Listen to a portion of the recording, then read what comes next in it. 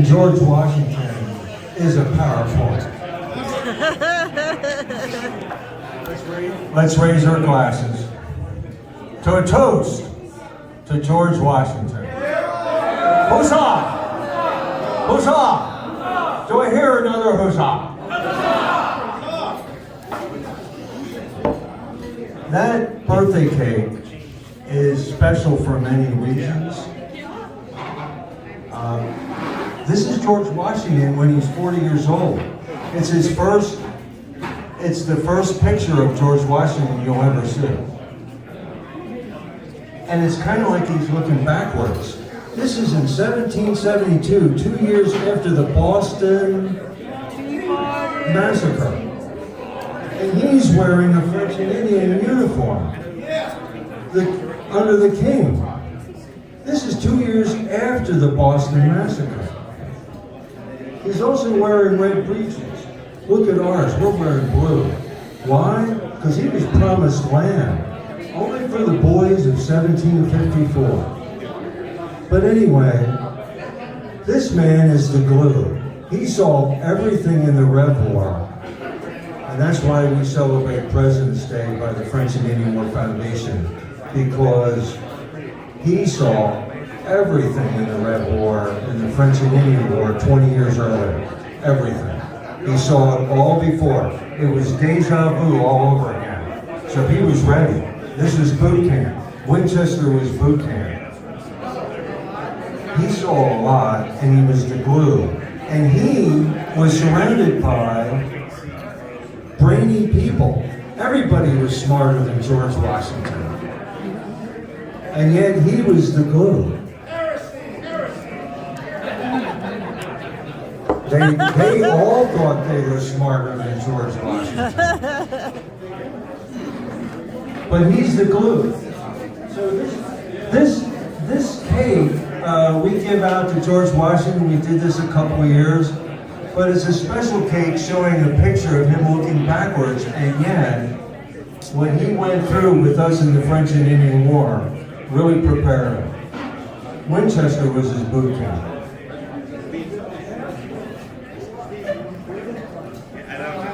And he's got more than one birthday. And we want to know why we celebrate this at all. A lot of things are changing. And I want to just read 3 quotes. They're not fantastic quotes, but they kind of give an insight. Gentlemen and gentle ladies. Thank you. You will permit me to put on my spectacles, for I've grown not only gray, but almost blind in the service of my country. Now that's got a story and a half to it, because he was talking to officers that were going to do a military push and mutiny. That's what he said there on that quote. I've grown gray and blind in your service. So, and he's still serving us. He's a force multiplier. You know, when somebody's really great, it creates jobs. You got artists that want to paint them. And they sell their pictures and make money, and you got writers and authors that write about it, and you got this whole crowd that just thinks about it, wants to show up for a beer and a pizza because of this guy. He's a force multiplier. He was the glue. If they didn't have him, because he really had brainier people all around him, really did. I mean, you're talking Jefferson, Renaissance man. You're talking John Adams, he was the rock. You're talking all these guys. It was like he had Lincoln's cabinet. They all thought they were better than Lincoln, too. And then he writes, there's a quote, he says, "Every post is honorable in which a man can serve his country." That kind of reminds you of a later quote by another president. "Ask not what your country can do for you. Ask what you can do for your country." And why did George say every post is honorable in which a man can serve his country? Because there were a lot of people competing for his job. I mean, that first quote, he's saying that to a mutiny. And when he put those glasses on, he made grown men cry. Because they went through a lot with him. there's a lot to these quotes. There's a story behind each one. And then, having now finished the work assigned me, I retire from the great theater of action. Well, he did retire, but we're still hanging on to this story. Because this story won't quit. There's a lot to this person. And I can't tell you that being the glue that held this all together, because this was a rickety-eyed man, this is the man who would not be king. So we got 2 birthdays for George Washington. Oh, we got 3. February 11th, 1731. You're going to read things where all the time you're looking in this time and it says OS for old style. And then you got February 22nd for new style. And then you got President's Day. And President's Day could be the 3rd Monday of the month, and it could be the 15th or 21st. It could be anywhere in there, because it's the 3rd Monday of the month. And then in 1879, they started celebrating them some more. They did centennials in 1832, that's the 100th, and they did a 1932. We got the quarter on that year. 1932 is when the quarter started with George on it. And then 1971, they did the 3-day holiday.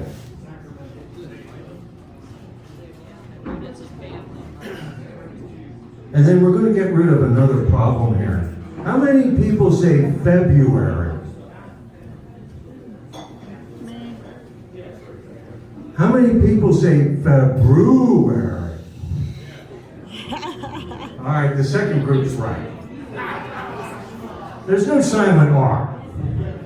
It's February. We're going to nail this one down now. So forever after, it's February. Say it with me. All together.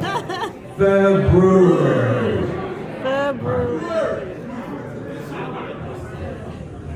So here we got 1750 law. Okay? 1750, they're going to change 2 things. They're going to change, in 1752, the legal year begins January 1st. See, prior to 1752 in the British Empire, the year didn't begin January 1st. It began March 25.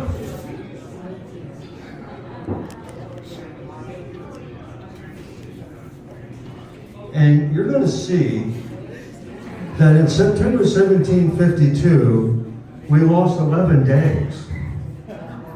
Now, the Winchester citizens, they are going to sleep Wednesday night on September 2nd, and they wake up to September 14th, Thursday. No complaints, they just willingly did it. They were told by the king, so they complied. So they lost 11 days, the Winchester citizens. February 11, 1731 is the old style. February 22nd, 1732 is his real birthday, because we weren't doing the calendar right. So every time when you drive down Piccadilly Street and you drive by this arch by the front of the walking wall or the other end of the walking wall, you're going to look at that 1752 and you're going to remember that George Washington's birthday is very well related to this problem here. Because in September of 1752, they established the city of Winchester, officially. Prior to that, and you'll remember, you see 1744 when you drive into town, and then you go by this walking wall and you see 1752. What up? So 1744 is when Winchester was founded, and it was known by various other names like Opequon or Frederickstown, rather. And it's on the old maps, you'll see it marked as Fredericktown. So when they went to the House of Burgesses to establish the official name of the town, it became officially, for sure, Winchester, 1752. That's why you see founded, 1744, established, 1752. But at the same time them changing that official name and making sure it happened, they're waking up to a loss of 11 days. Now, nobody rioted, nobody got upset. They just did what they were told. Shot down a balloon. Okay?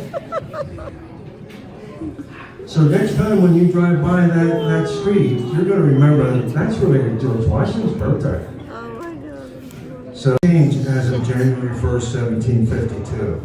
He had to write his birthday as 11 February 1732. Okay?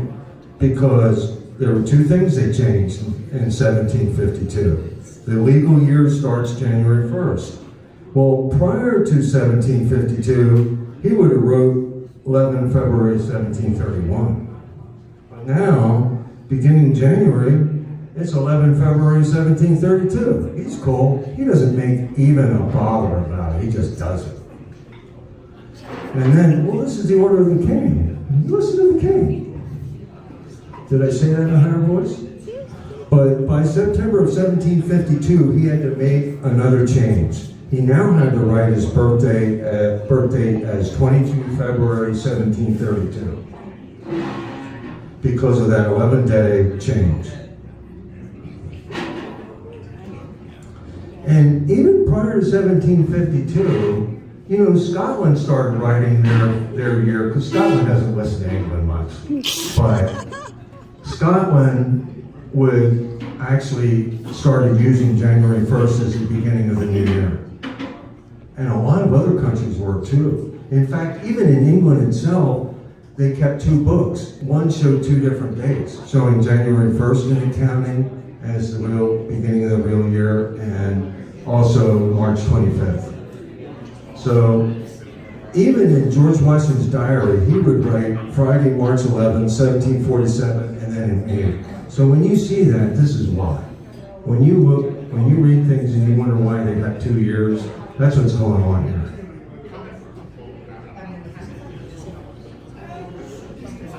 So, the British Empire is a Johnny-come-lately. They're like really late to this story. Because Pope Gregory figured this all out in 1582. And so all the Catholic countries changed the calendar, okay? They went from Thursday 4th to Friday the 15th. So he fixed it, okay? But it takes the British Empire 1752 to catch up to this change. That's a long time.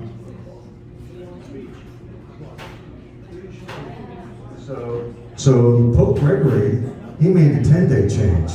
By the time 1752 runs around, we got to make the change to 11 days. In fact, 11 days happened in 1700. So there's two world systems, Copernicus and Ptolemy. They're both right. Even though one is actually wrong, they both predict where the planets will be and how the year is going to run equally well. Pretty well, equally well. But one's inaccurate, and Ptolemy is inaccurate.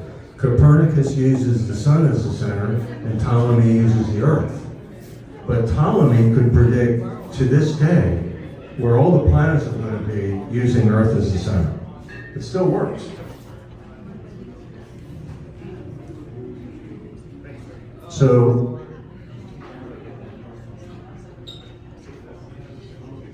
those are the 2 days. So basically, it's the universe does not comply with a very exact number. It's always changing.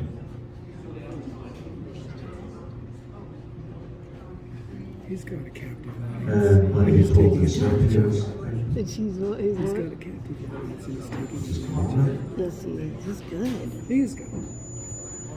He's good speaker. Okay, and this is, we always see that prior one. That's how we always look. Oh my What's God. really happening, right now while we sit, this is what's really happening. That's crazy.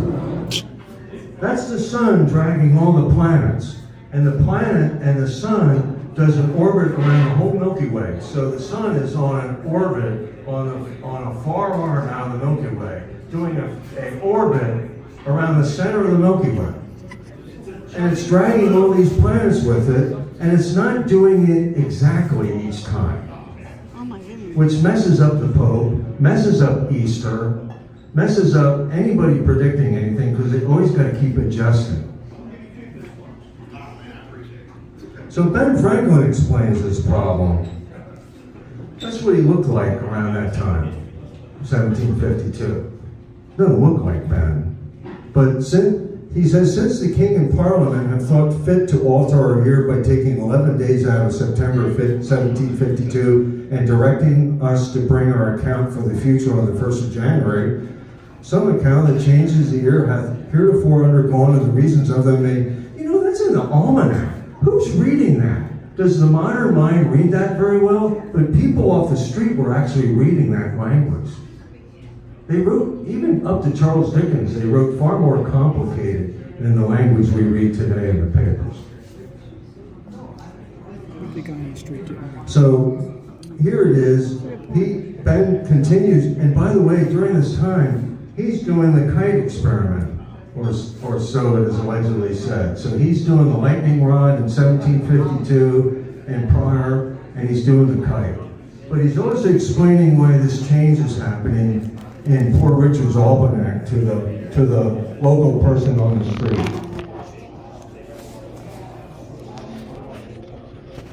And they just can't get the math right. But part of this act in 1750, before it's implemented in 1752, they used to do an extra day every 100 years. Now they don't. It's going to be centennial years are no longer leap years unless advisable. One in the old date. A man looking forward to the future, he wants the old date. He still shows the old calendar. OS you'll see on that calendar. No way. Wow.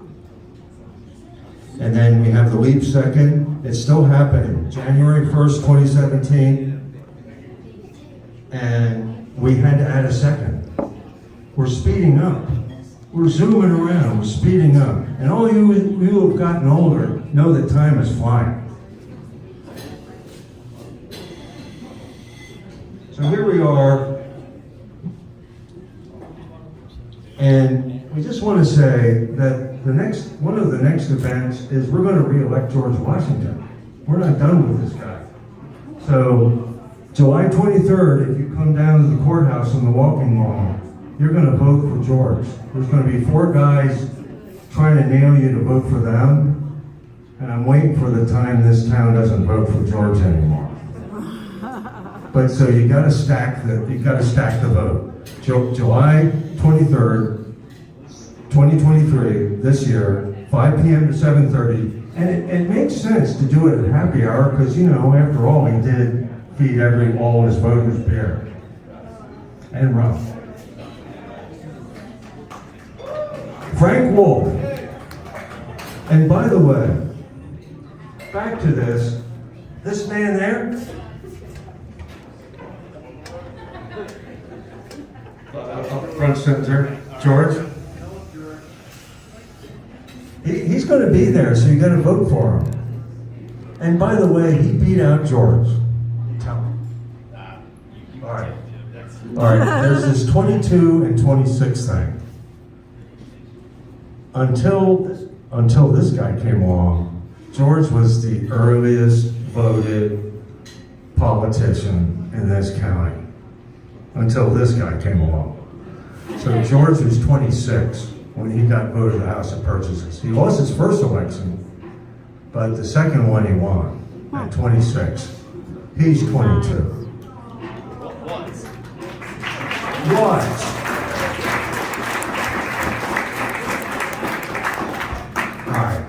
One more thing, I just want to end with, there was a congressman we used to have, Frank Wolf, and he always, every year, he would enter in on legislation to change the official date of George Washington's observation to February 22nd. He didn't win on that event, because he just wanted us to pay more attention to the history of this. And I have a final announcement, because what that congressman was talking about was not just us remembering our history. It was getting the next generation to remember their history. Because I'm cool with all the judgment going on, let it happen. But don't destroy the story. Keep the memory. We don't want to have a nation of Alzheimer's here, and we don't, what are you without a memory? What are you without a memory? So you gotta have a memory, you gotta know the story. So we gotta pass it on. And there's a guy that's been watching this guy. This is Frederick Mile. Stand up, please. This dude is gonna take over. Or we hope. So there's a guy that's been watching you from afar, and he makes these powder horns. And he saw this guy kick out his Xbox out the door to buy his clothing to wear a toy soldier outfit like I'm wearing. Unheard of. So he was so inspired, I wanted him to do it, but that's what he looks like. Take a look. So when you see him at our events, you gotta, yeah, give him a hug. But that's Gary Drake, and he was very involved in the French Indian War Foundation back in the day. All right, we're good. Any questions? No. You don't want to ask anything else.